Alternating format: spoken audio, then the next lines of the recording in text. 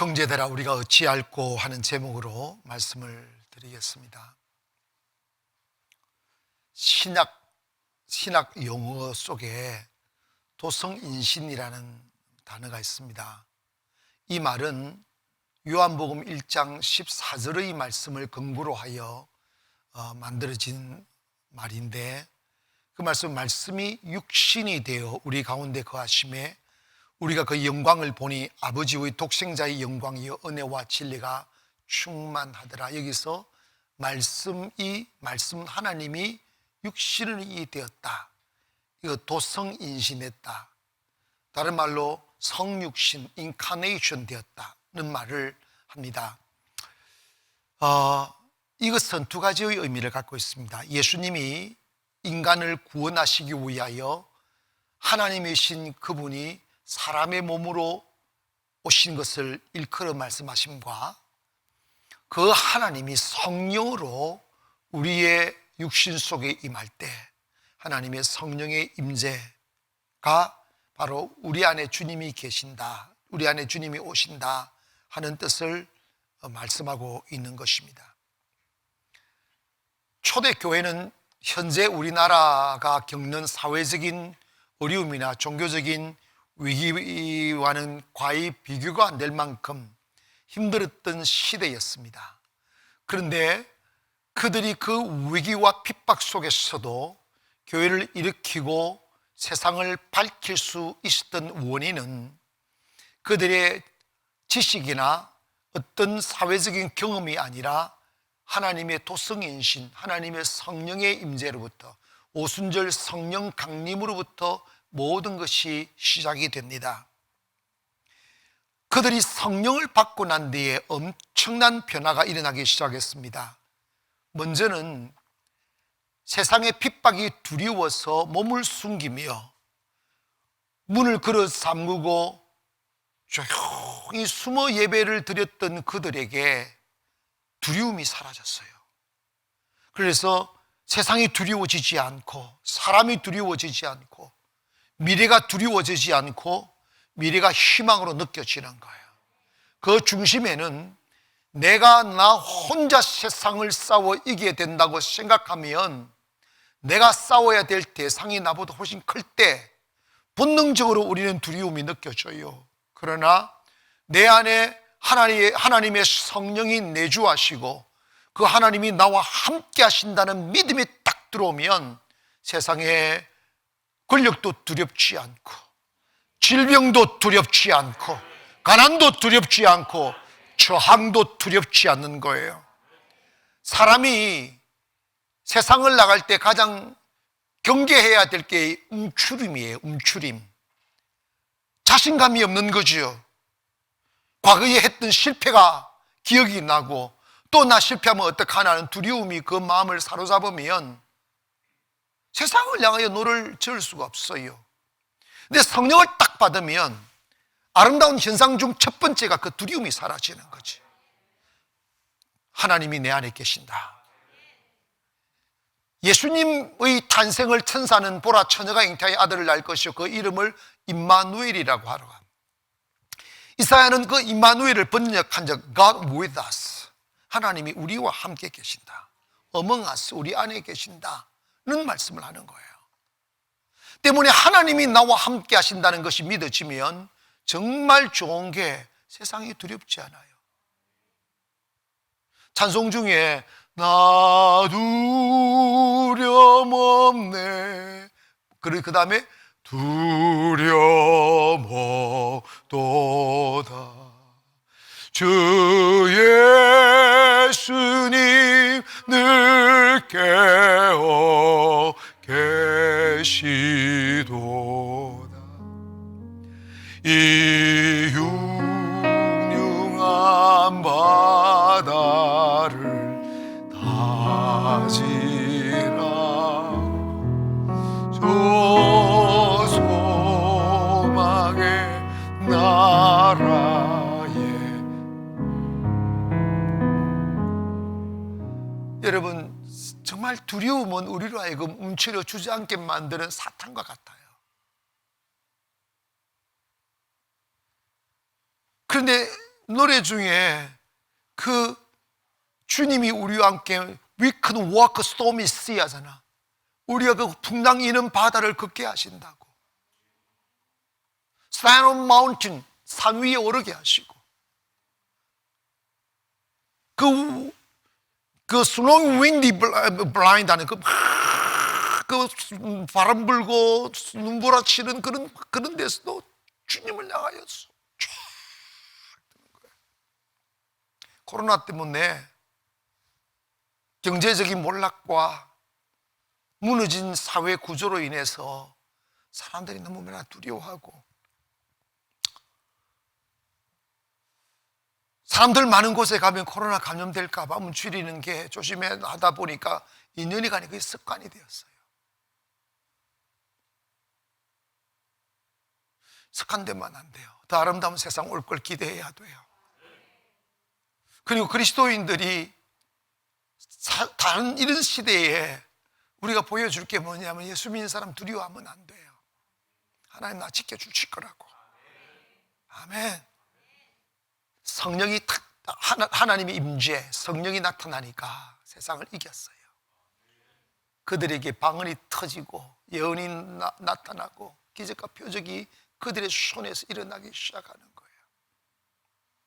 130년 전으로 돌아가면 이 조선 땅에 희망이라는 건 없었어요.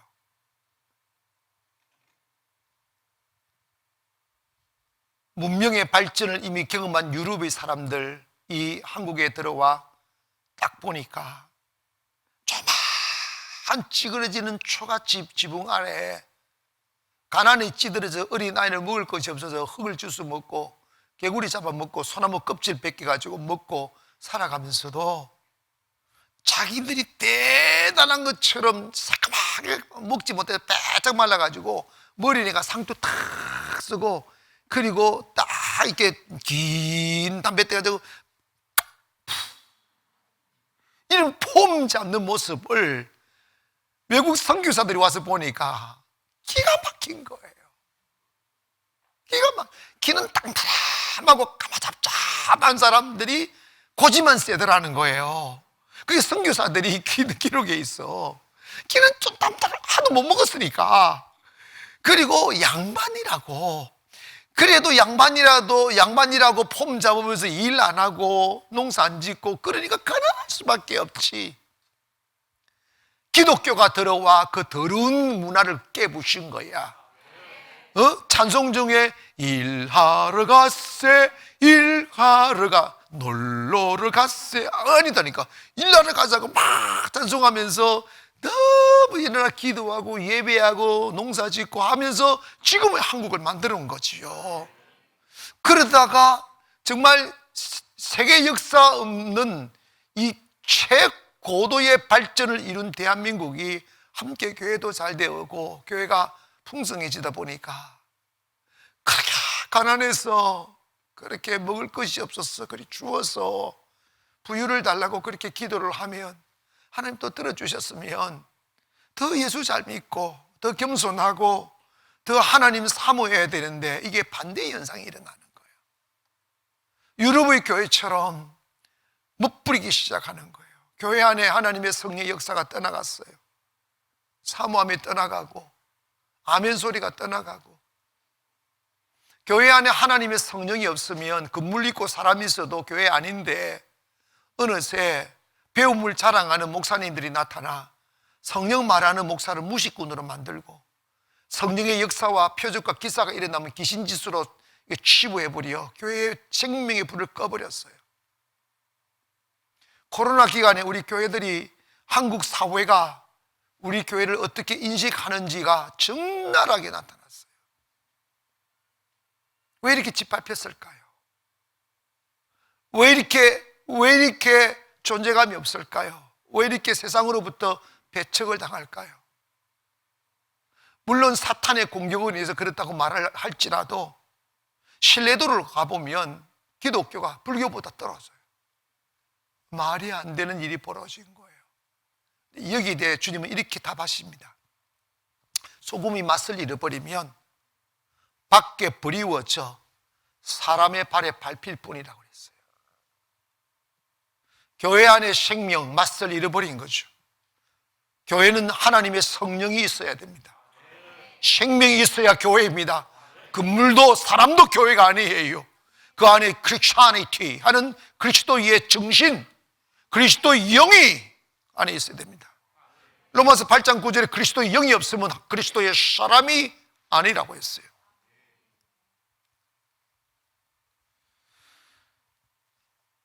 우리가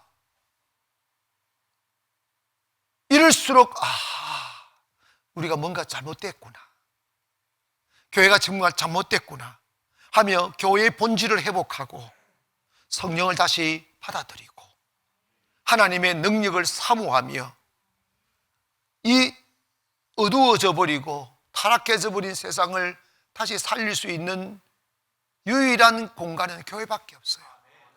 교회가 죽으면 세상을 누가, 학교가 영혼을 살리겠어요? 경찰서가 영혼을 살리겠어요? 법원이 영혼을 살리시겠냐고. 교회밖에 없잖아요. 그러면 교회가 살아나야죠. 교회가 생명이 있어야죠. 여기저기 살아가며 삶에 지친 영혼들, 길 몰라 방황하는 영혼들, 두려움에 쌓여서 숨쉬지 못하고 그 어두운 밤을 한숨만 지새우고 놀란 가슴으로 그 긴 밤을 지내는 사람들이 살 길을 찾게 해주셔야 될 거 아니겠어요? 세상이 아무리 칠흑같이 어둡다 할지라도 어디선가 빛이 비추어 오면 그 어둠은 빛을 못 이겨요. 우리는 세상에 드리워진 어둠이 강하고 힘이 센 것처럼 여겨지지만 아니에요. 결코 어둠은 빛을 이기지 못합니다. 세상이 이렇게 어두침침했다는 사실은 뭐냐? 빛이 사라졌다는 거예요.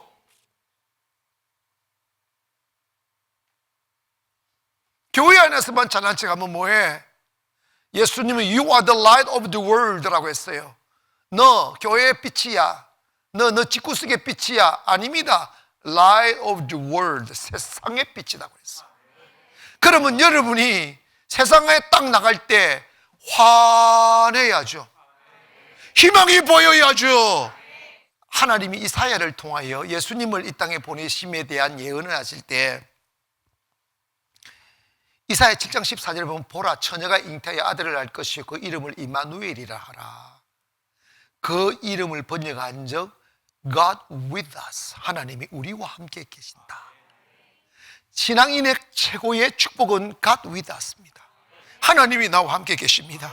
하나님이 내 편입니다. 하나님이 나와 함께 일하십니다. 때문에 나와 함께 길을 가면 당신 잘 될 거라고. 내가 있는 가정이 잘 되고, 내가 있는 사회가 잘 되고, 내가 있는 직장이 잘 되고, 할렐루야, 내가 있는 집구석이 잘 된다는 거지. 그런데 이 세상이 이래 가도 침침하고 저래 가도 침침해요. 정치계를 봐도 침침하고 교육계를 가도 침침하고 교회 가도 침침해요. 왜 그런지 아십니까? 빛을 잃어버렸기 때문입니다. 누가 이 세상을 살릴 수 있어요? 베드로는 그렇게 교회를 핍박하고 짓밟는 세상을 앞에 나가 성령의 능력으로 외치기 시작합니다. 너희들이 죄 없어진 예수 그리스도를 십자가에 못 박아 죽였다. 왜 죽였느냐? 당신들의 탐욕과 거짓과 어둠을 감추기 위하여 빛이신 예수님을 제거한 것이다. 그러나 살아계신 하나님께서 그를 죽음에서 살리셔서 그분의 능력과 그분의 이름이 지금 이 표적과 기사를 일으키고 있는 것이다. 그 말씀을 전할 때 그들이 다 성령의 감동을 받고 막 가슴을 치는 거예요. 현재여 어찌할꼬, 우리가 어찌할꼬. 변화의 역사가 일어나는 거예요. 여러분, 지금 대한민국이 살면 교회에서부터 형제 어찌할꼬의 바람이 불어야 됩니다. 할렐루야. 다니엘은 주님 시인하려고 사자굴도 들어갔어요. 사드락과 메사가 아베드고는 주님이 시인하려고 불부속에도 들어갔다고. 그런데 여러분, 내 몸 병 걸릴까 봐서 너무 안 돼. 조심은 해야 되지만 안 돼요. 여러분, 주님 앞에 미안한 마음 들어야 돼요. 불을 지키고 있어야 돼요. 다시 회복하기를 원합니다. 주여 이 땅을 고쳐주시옵소서. 주여 주의 나라를 고쳐주시옵소서. 왜 이런 일이 벌어지실까요? 왜 교회가 짓밟힐까요? 왜 교회가 세상을 외면받을까요? 회개해야 돼요. 베드로가 그렇게 가슴 치고 있는 백성들을 향하여 세 마디를 외쳤는데, 첫째로 회개하라 입니다. 따라합시다. 회개하자. 다시 한번 시작. 교만한 마음을 가진 사람들은 회개하세요 하면 듣기 싫어해요. 니나 해라 이럽니다. 근데 저도 한때 그런 적이 있어요. 니나 해라. 아이고 니까짓 게 뭐 해. 아니에요. 제가 이 말씀을 듣고 기도하다 보니까 가장 아름다운 말이 회개하라 이 말씀이더라고.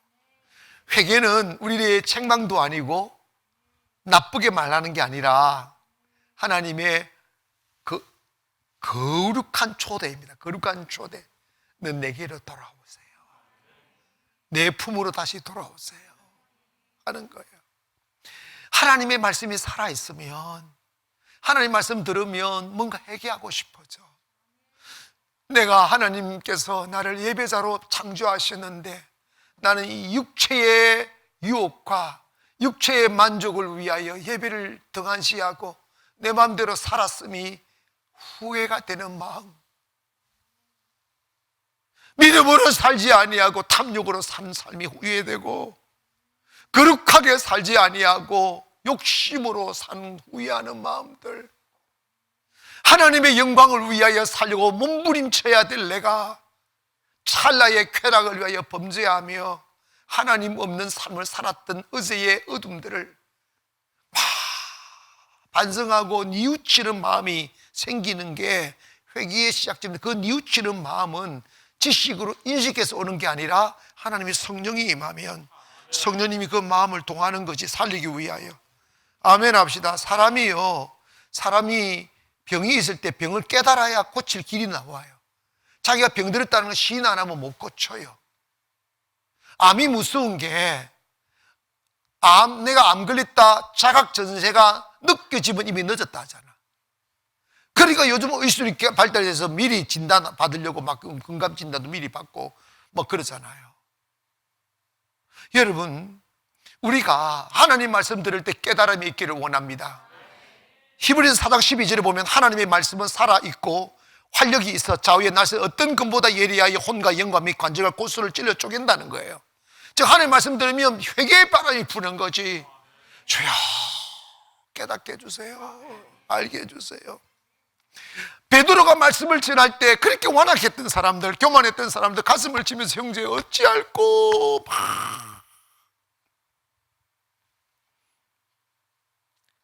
유대교가 예수님 당시에 어떻게 타락했느냐 하면, 자신들의 타락과 어둠과 종교를 하나님의 영광으로 삼지 않고 자기들의 업으로 삼아서 그 종교적인 이득을 취하는 데만 현안이 되어서 하나님의 영광 돌리고 순종하는 삶이 없었어요. 그런데 여러분, 참 이게 아이러니한 게, 교회가 성령이 역사하시고 살아있는 말씀이 선포되고 은혜가 넘치면 사람을 억압하지 않아요. 내버려둬도 잘해요. 순종하고 싶어 순종하고, 예배 드리고 싶어 예배하고. 아멘 합시다. 찬양하고 싶어서 찬양하는데 은혜가 딱 떨어지면 사람들이 그걸 안 하니까, 종교는 유지된다고 되어져야 되니까 종교법을 만들어 사람을 억압하는 거예요. 이렇게 하면 예배 안 드리면 죽는다는 둥, 한가하면 저주받는다는 둥, 이런 악법을 만들어가지고 사람들 종교의 굴레를 씌워버리는 거예요. 그러니까 하나님의 생명이 약동하고 역사하면 의식이 사라지고, 생명의 약동만 있고 그 생명이 사라지면 의식이 발전되는 거예요. 지금 대한민국 교회가 의식이 되어 갑니다. 예배가 의식이 되고 생명이 없고.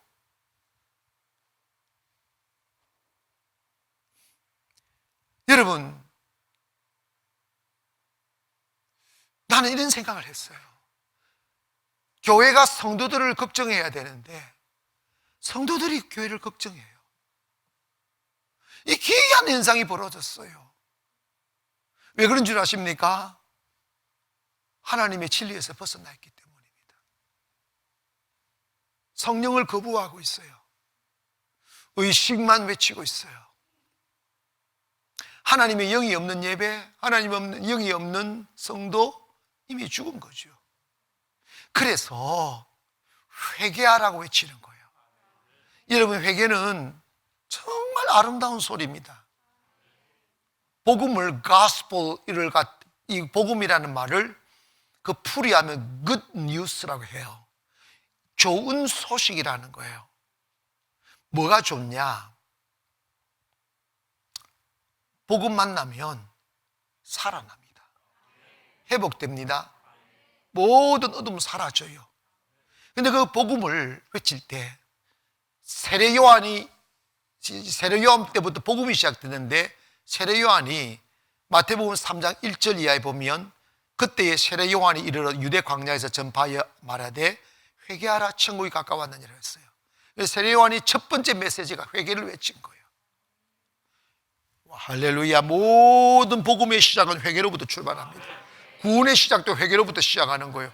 그러면 6개월 위에 오신 예수님께서 첫 마디가 뭔지 아시죠? 첫 번째 말씀이 마태복음 4장 17절에 이에 예수께서 비로소 전파해, 비로소 이 말은 이제 시작했다 이 말이에요.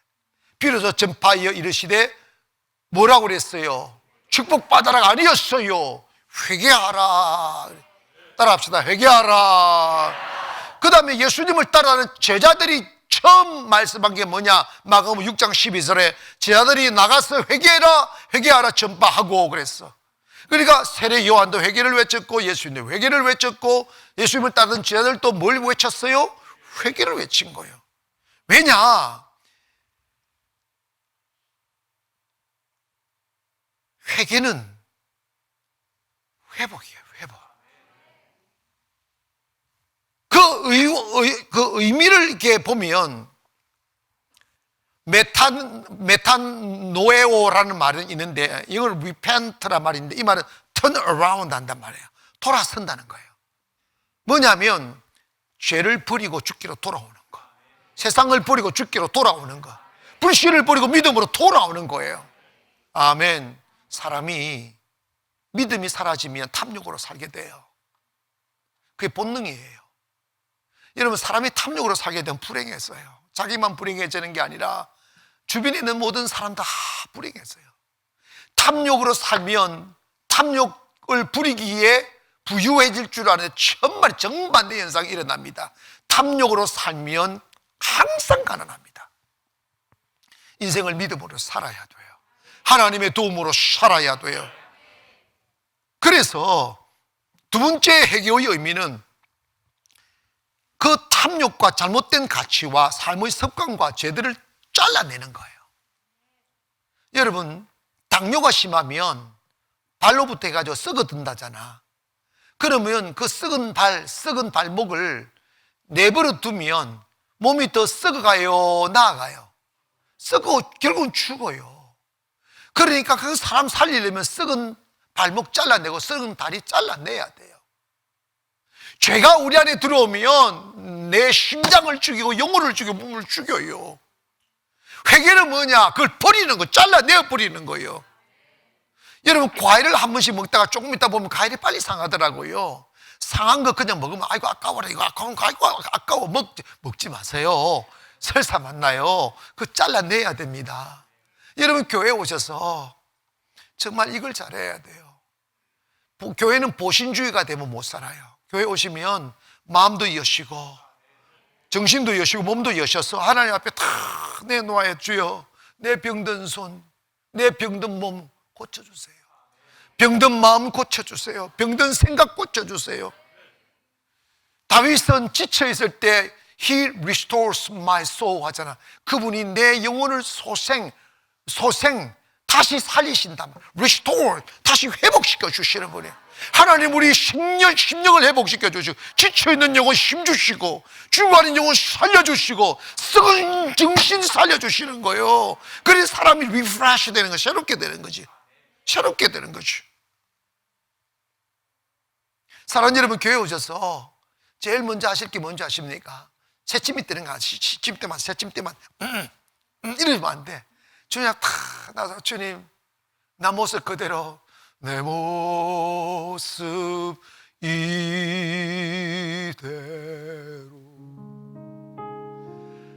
주 받으옵소서.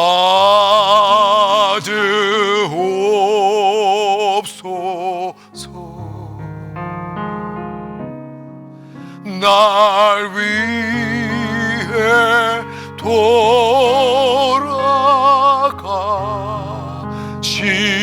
주 날 받으소. 한 번만 더 해보고 내 모습 이대로, 내 모습 이대로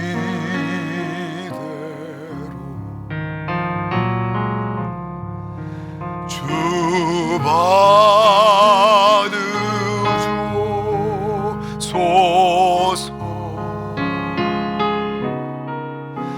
날 위해 돌아가신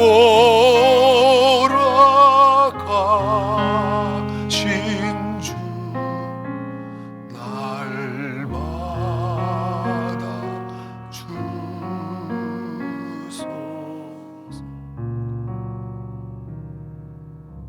어린아이가 하루 종일 길바닥에 나가서 흙투성이 되고 찢기고 옷 찢고 이래도 지가 무슨 짓을 한지를 몰라요.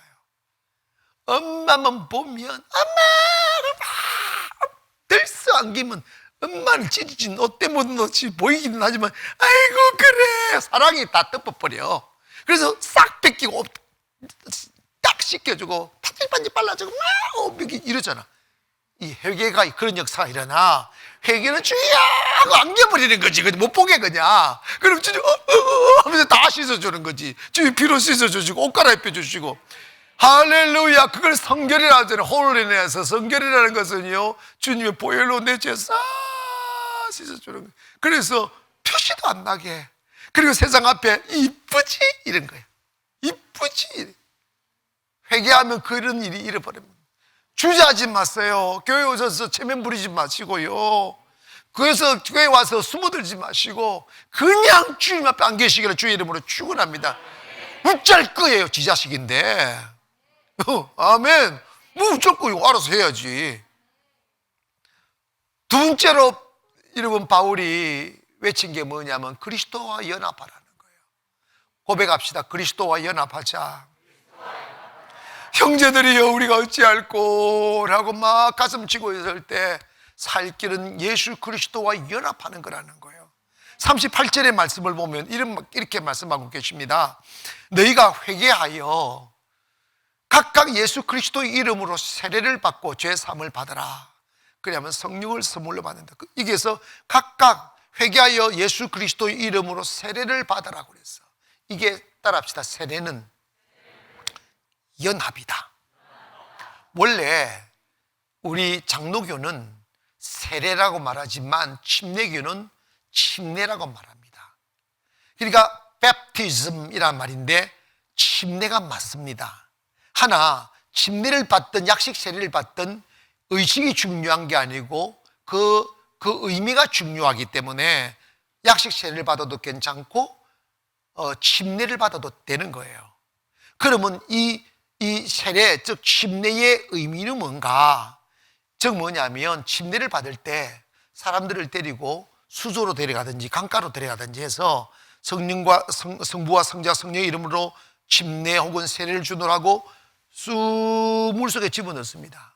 물에 잠기면 immersing 하는 거예요. 물에 딱 잠겨버리는 거예요. 물에 딱 잠기는 순간 내 옛 사람은 죽었다는 걸 상징하는 거예요. 아멘. 그러니까 즉 뭐냐면 내 육은 예수 그리스도와 죽고 새 사람 되는 거야. 그걸 바울은 로마서 6장 3절에 이렇게 표현했습니다. 무릇 그리스도 예수와 합하여 세례를 받은 우리는 그의 죽으심과 합하여 세례를 받은 줄로 알지 못하느냐. 즉 세례받은 것은 주의 죽으심과 주님이 죽으심과처럼 나도 죽었다는 거예요. 아멘. 4절을 보면 그러므로 우리가 그의 죽으심과 합하여 세례를 받음으로 그와 함께 장사되었나니 이는 아버지의 영광으로 말미암아 그리스도를 죽은 자 가운데서 살리심과 같이 우리로 또한 새 생명 가운데 행하게 하려 합니다.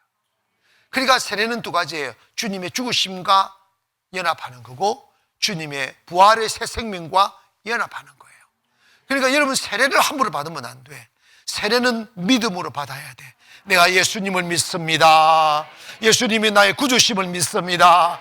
예수 믿으면 제산 받는 줄 믿습니다. 그게 확실히 고백돼야 돼. 그러면 딱 세례받는 순간 내가 더 이상 내가 아니고, 여러분 갈라디아 2장 20절에 보면 세례받은 자의 삶을 이렇게 표현합니다. 내가 그리스도와 함께 십자가에 못 박혔나니 그의 죽으심과 연합했다는 말입니다. 동의하시면 아멘. 그 다음에 뭐냐, 그런즉 이제는 내가 사는 것이 아니요, 그런즉 no longer I live, 내가 no longer, 더 이상 뭐만 아니다, 내가 더 이상 내가 사는 것이 아니라 but Christ live 하는, 예수님이 사시는 것이다. 이게 세례자의 의미입니다. 이제는 더 이상 내가 사는 것이 아니고 내 안에 예수 그리스도가 사는 것이다. 그리고 내가 육체 가운데 사는 것은 나를 사랑하사 나를 위하여 자기 자신을 버리신 하나님 아들을 믿는 믿음 안에서 사는 것이다.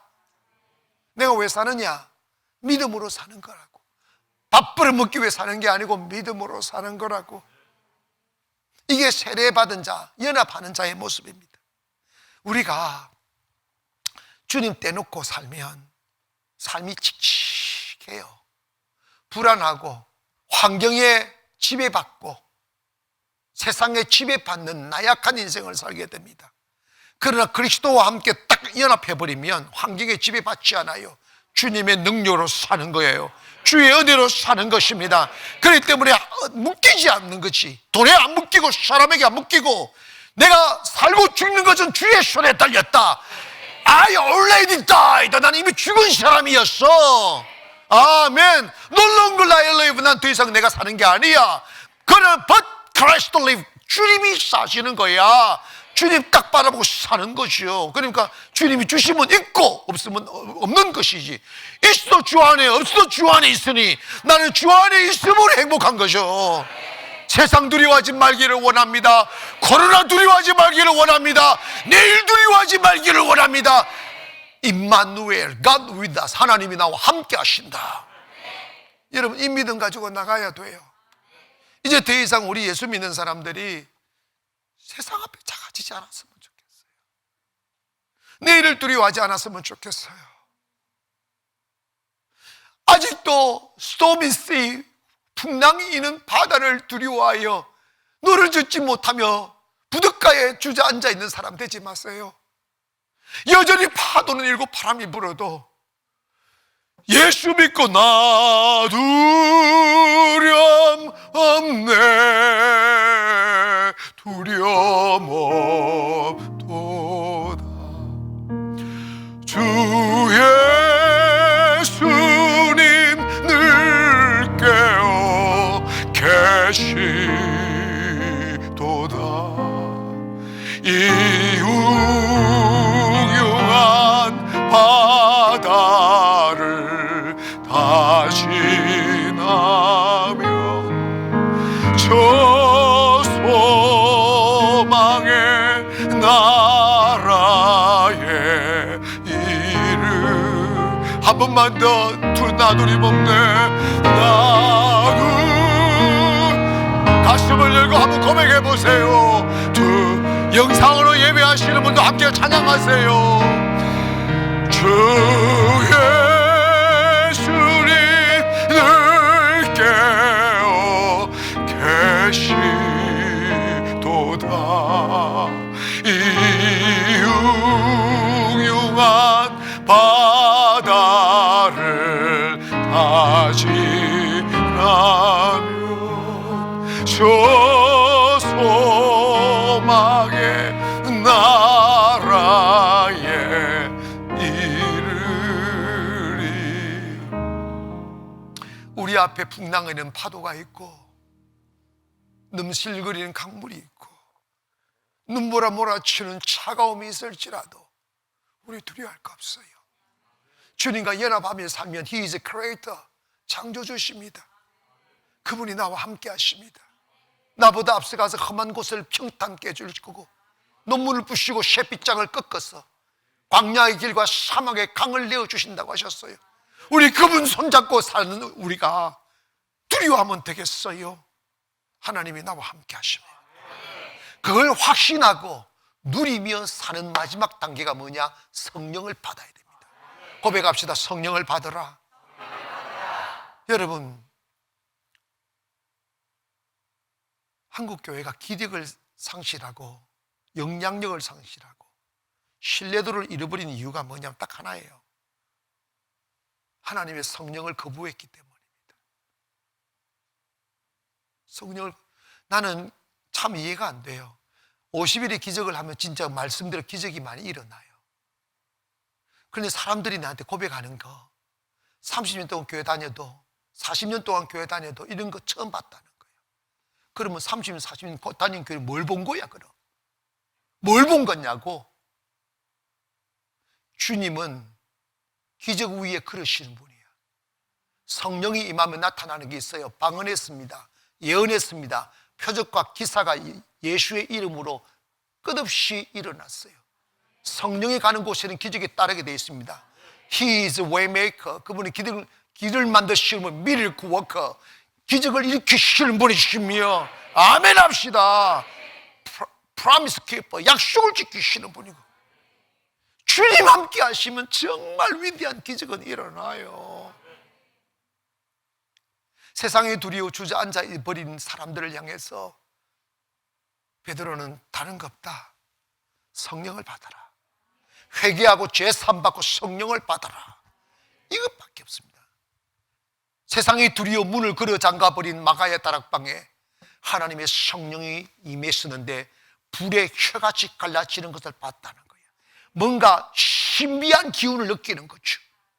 아멘. 교회 안에 그것이 있어야 된다고. 여러분, 우리 교회 와서 성령 받은 사람들 처음 교회 딱 들어오면 느낌이 다르잖아. 지금 안 달라요? 안 다르면요, 여러분 이상한 거야. 어머나, 뭐가 있네. 있어요.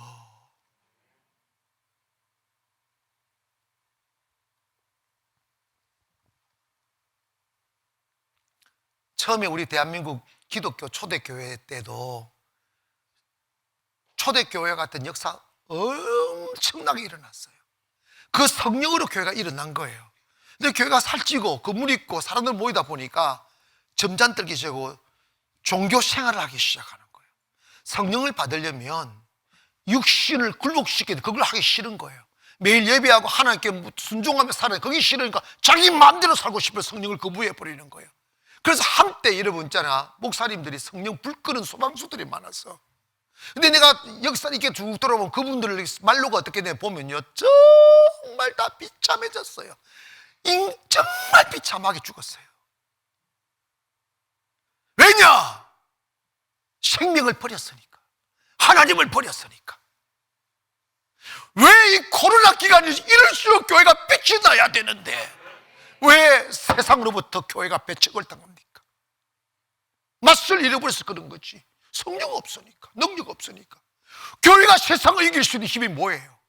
교회가 세상을 살릴 수 있는 능력이 무엇입니까? 돈입니까? 권력입니까? 건물입니까? 아닙니다. 세상에 없는 그 무엇을 가져야 되는데 그게 성령이라 이 말이에요. 그리스도인의 가슴 속에 성령 없으면 무슨 뭘가 이기겠어. 그분이 하나님이시며 그분이 능력이시며 그분이 창조주신데 우리 있지 않습니까? 쩍쩍거리고 뒷자랑하고 그 거짓된 거짓 선지자들 다 배척해버려야 돼. 성령을 거부하는 사람 마귀야.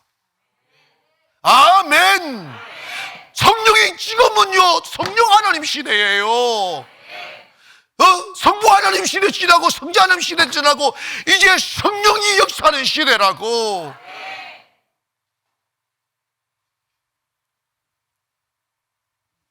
에스겔 38장에 가보면 하나님이 에스겔을 골짜기로 인도해요. 골짜기 가보니까 죽은 사람들이 다 그 빽딱이만 쫙 이런 죽음을 의미합니다. 그런데 하나님이 에스겔을 뭐 대언하라고 그랬어요. 성령의 말씀을 선포하라는 거예요.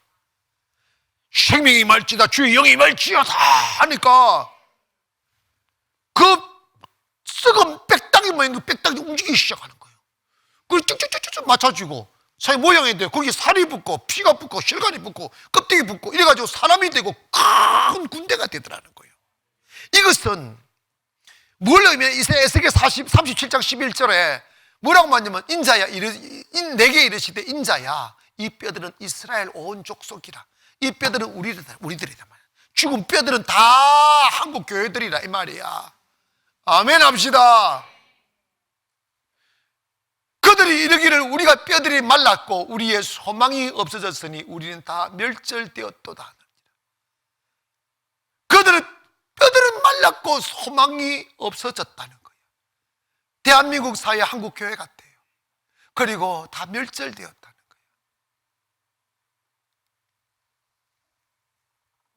이스라엘 땅이 그렇게 하나님 버리고 성령 버리고 예수 그리스도 거부하다가 나라 없어졌잖아요.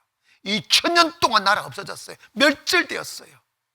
그런데 여러분, 정말 우리가 하나님이 위대하신 것은 하나님의 말씀은 결론은 소망입니다. 결론은 회복입니다. 할렐루야. 즉 이 말씀은 이스라엘 멸망받았지만 회개하고 고난당한 뒤에 다시 하나 회복시킨다는 말씀인데 37장 에스겔 12절에 보니까 그러므로 너는 대언하여 그들에게 이르기를 주 여호와께서 이같이 말씀하시기를 내 백성아, 내 백성들아, 내가 너희 무덤을 열고 너희로 거기서 나오게 하고 이스라엘 땅으로 들어가게 하리라. 무덤을 연다. 죽음에서 죽음의 문을 열어버린다는 거예요. 저주의 문을 열어버린다는 거예요. 할렐루야. 절망의 문을 열어버린다는 거예요. 거기서 나오게 하신다는 거예요. 오늘 사랑 여러분이요, 이 말씀을 들을 때 여러분의 절망에서 나오기를 원합니다. 두려움에서 나오기를 원합니다. 죽음에서 나오기를 원합니다. 죽은 교회여 살아날지어다. 오늘 우리가 주님이 원하신 것은 회복이에요. 대한민국 교회가 다시 살려면 다시 성령으로 돌아가야 돼요. 성도들이 다시 살려면 성령으로 돌아가야 돼요. 성령 다 받고 성령님의 인도하심 따라 살아가면 다 성령님이 회복해 줍니다. 건강도 회복해 주시고, 할렐루야. 그 다음에 경제도 회복시켜 주시고, 무엇보다도 지금 대한민국은 어둠의 공화국 같아요. 사람들이 너무 부패했어요. 정치도 부패하고 청소년들도 부패하고 미래가 어디 있냐고요. 교회도요, 참 말씀드리기 곤란하지만 교회가 성령 떠나면요 마귀 속을 대요. 어쩌면 세상보다 더 악해지더라고요. 왜? 여호와의 신이 떠나버리면 마귀가 춤추는 곳이 되지. 그래서 로마서 8장 9절에 바울은 뭐라고 딱 정의했냐면, 만일 너희 속에 하나님의 영이 거하시면 내가 육신에 있지 않고 영에 있다는 거야. 우리 육신을 입고 있지만 육신이 나를 지배하게 하지 말고 영이 나를 지배해 가는 말이야. 어떻게 하면 건강한, 자기 몸만 생각하는 사람은 아니면 내 몸을 위해서 영을 소비시키지 말고 영을 위해 몸을 소비시키라고요. 아멘 합시다. 영을 위하여 살아야지. 왜? 몸은 금방 썩어 없어지는데 영은 영원하다 이 말입니다. 그러면 사실은 말씀이 누구든지 그리스도의 영이 없으면 그리스도의 사람이 아니라는 거죠. 주의 성령 충만 받기를 바랍니다. 여러분, 위험합니다.